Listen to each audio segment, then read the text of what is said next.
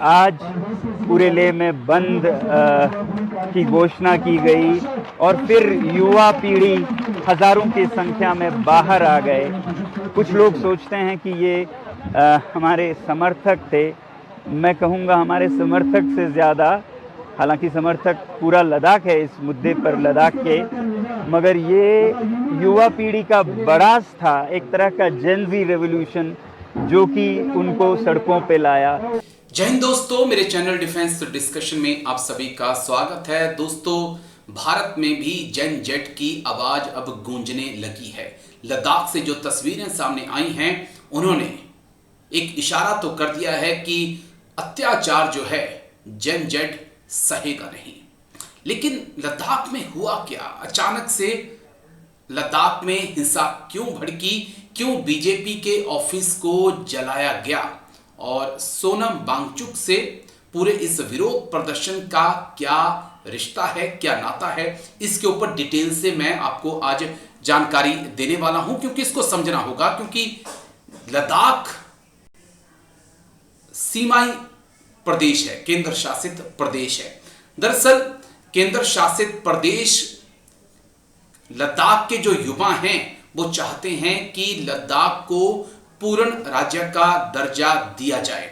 और बुधवार को हिंसक यहां पर प्रदर्शन हुए, छात्रों की पुलिस और सुरक्षा बलों के साथ झड़प हुई। इसमें 4 लोगों की मौत हो चुकी है, 70 से ज्यादा लोग घायल हैं। प्रदर्शन के दौरान छात्रों ने पुलिस पर पत्थरबाजी की, बीजेपी ऑफिस और सीआरपीएफ की गाड़ी में आग लगा दी। प्रशासन ने लेह में बिना अनुमति रैली और प्रदर्शन पर बैन लगा दिया है। ये छात्र सोशल एक्टिविस्ट सोनम वांगचुक के समर्थन में विरोध प्रदर्शन कर रहे हैं।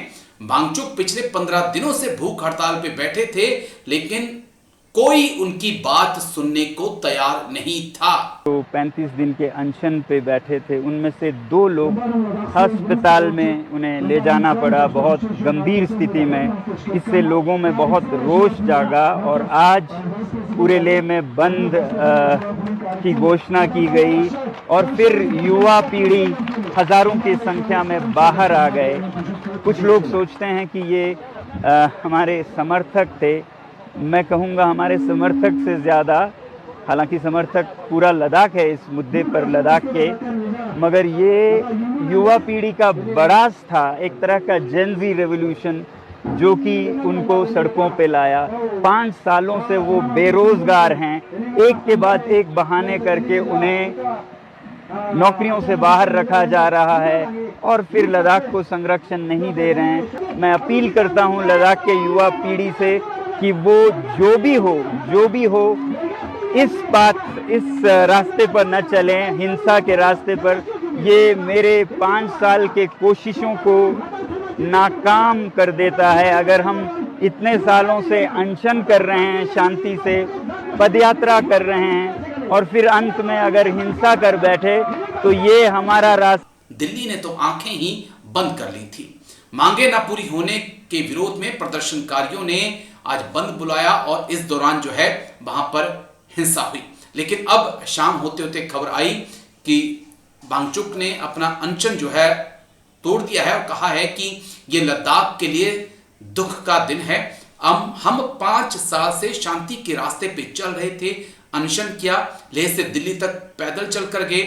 आज हम शांति के पैगाम को असफल होता हुआ देख रहे हैं। हिंसा, गोलीबारी और आगजनी हो रही है। मैं लद्दाख की युवा पीढ़ी से अपील करता हूं कि इस बेवकूफी को बंद करें। हम अपना अनशन तोड़ रहे हैं, प्रदर्शन रोक रहे हैं। लेकिन 4 प्रमुख मांगे क्या हैं? लद्दाख को पूर्ण राज्य का दर्जा देना, 6वीं अनुसूची के तहत संवैधानिक सुरक्षा, कारगिल और लेह अलग लोकसभा सीट हों, सरकारी नौकरी में स्थानीय लोगों की भर्ती की जाए। अब माना जा रहा है कि इन मांगों को लेकर सरकार के साथ अगली बैठक 6 अक्टूबर को हो सकती है। आपको बता दें कि साल 2019 में अनुच्छेद 370 और 35A हटाते समय जम्मू कश्मीर और लद्दाख को 2 केंद्र शासित प्रदेशों में बांटा गया था। सरकार ने उस समय ही राज्य के हालात सामान्य होने पर पूर्ण राज्य का दर्जा बहाल करने का भरोसा दिया था। लेकिन 2025 आ गया, लेकिन सरकार ने ऐसा कोई भी एक्शन नहीं लिया और जेन जेड जो है इसके खिलाफ सड़कों पे उतरा। और जब जेन जेड सड़कों पे उतरा तो सरकार की तरफ से सख्ती बरती गई, प्रशासन की तरफ से सख्ती बरती गई और जिस कारण जो है 4 युवाओं की जान चली गई, कई युवा घायल हो गए। तो 35 दिन के अनशन पे बैठे थे, उनमें से 2 लोग अस्पताल में उन्हें ले जाना पड़ा बहुत गंभीर स्थिति में। इससे लोगों में बहुत रोष जागा और आज पूरे लेह में बंद की घोषणा की गई और फिर युवा पीढ़ी हजारों की संख्या में बाहर आ गए। कुछ लोग सोचते हैं कि ये हमारे समर्थक थे। मैं कहूँगा हमारे समर्थक से ज़्यादा, हालांकि समर्थक पूरा लद्दाख है इस मुद्दे पर, लद्दाख के, मगर ये युवा पीढ़ी का बड़ास था, एक तरह का जेन ज़ी रेवोल्यूशन जो कि उनको सड़कों पे लाया। 5 सालों से वो बेरोजगार हैं, एक के बाद एक बहाने करके उन्हें नौकरियों से बाहर रखा जा रहा है और फिर लद्दाख को संरक्षण नहीं दे रहे हैं। मैं अपील करता हूं लद्दाख के युवा पीढ़ी से कि वो जो भी हो इस रास्ते पर न चलें, हिंसा के रास्ते पर। ये मेरे 5 साल के कोशिशों को नाकाम कर देता है। अगर हम इतने सालों से अनशन कर रहे हैं, शांति से पदयात्रा कर रहे हैं और फिर अंत में अगर हिंसा कर बैठे तो ये हमारा रास्ता